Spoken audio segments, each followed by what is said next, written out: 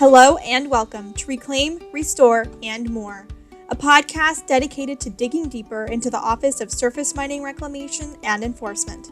We will be highlighting stories from the people who work here and the reclamation projects throughout the states and tribes. My name is Bailey, and I will be your host. Today is International Women's Day. It is a global holiday to celebrate all women across the world, culturally, politically, and socioeconomically. So today we've got Glenda Owens. She is the Deputy Director for OSMRE. Hello, Glenda. Good afternoon, Bailey. So to start off today's podcast, I wanted to highlight your Deputy Director.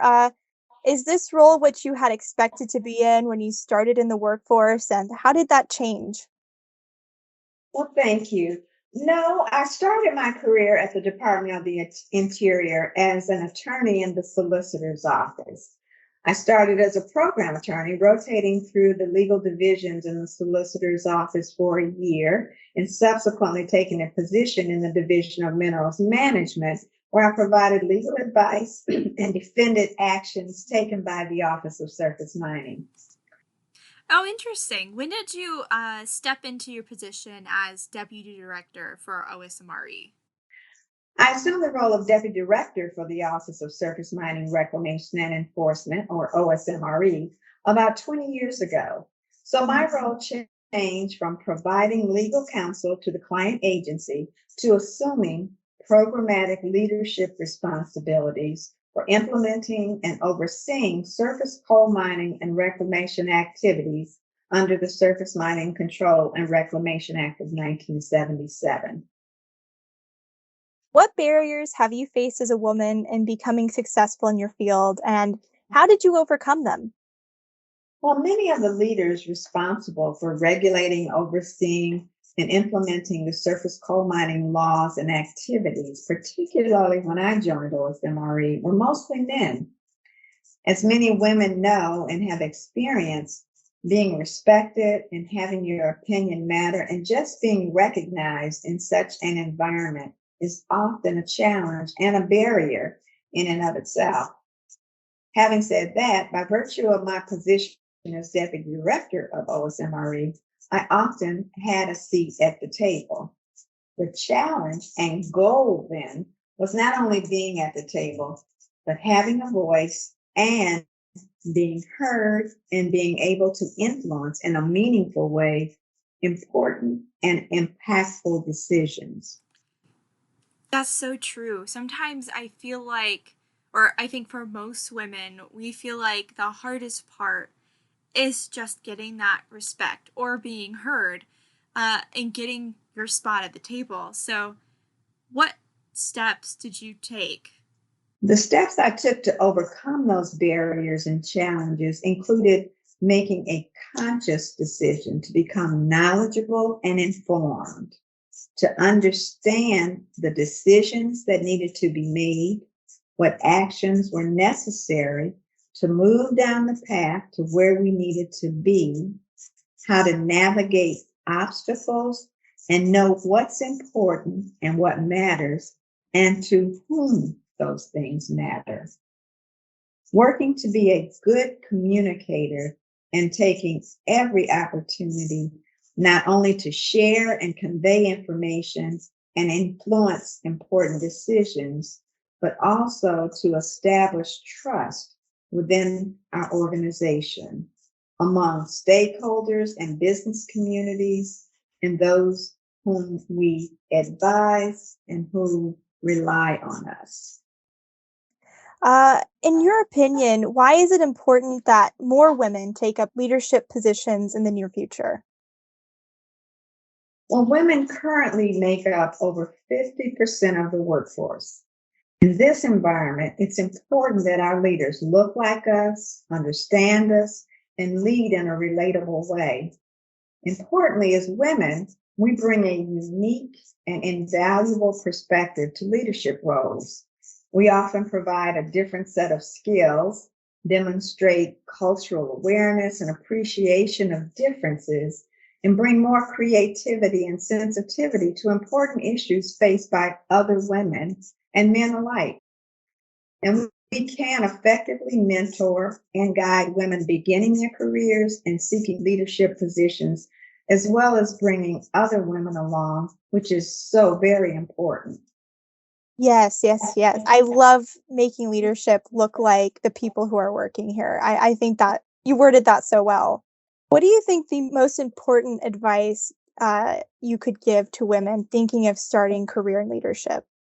To know and develop your strengths and how to use them effectively to achieve goals and objectives, to understand what's important and what matters to other leaders in your organizations, to take risks, but understand the risks you're taking and the potential consequences.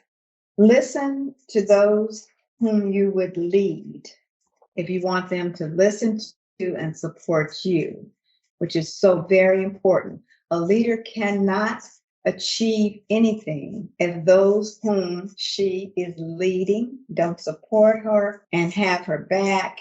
And in order to do that, you've got to listen to the folks with whom you work.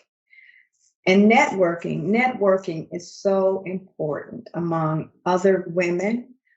Create that network of women who can support you and whom you can discuss issues and matters with, and find a mentor. Absolutely. Do you think there's a stereotype attached to females in leadership? Unfortunately, yes.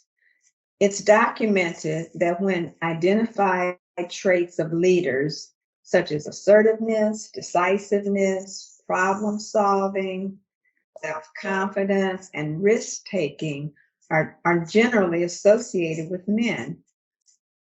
Women, on the other hand, are often thought to be less assertive, not as decisive, lacking self-confidence, more risk-averse, and thus less effective.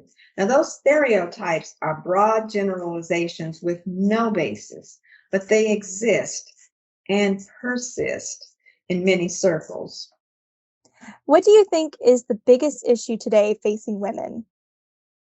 Well, if not the biggest, certainly one of the biggest issues for women today is overcoming and debunking those baseless stereotypes that I just mentioned. Those often thwart women's efforts in achieving parity and assuming leadership roles, and thus negatively impact our ability to demonstrate that women are just as qualified, capable, and competent as men.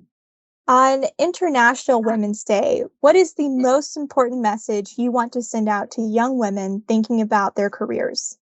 I would say to be fearless and take chances and know your strengths and use them. Understand the knowledge and skills that you'll need to advance in your careers, and be thoughtful and particularly hone your communication skills. That is so important. Communication is key. You're going to have to build coalitions in order to expand your influence.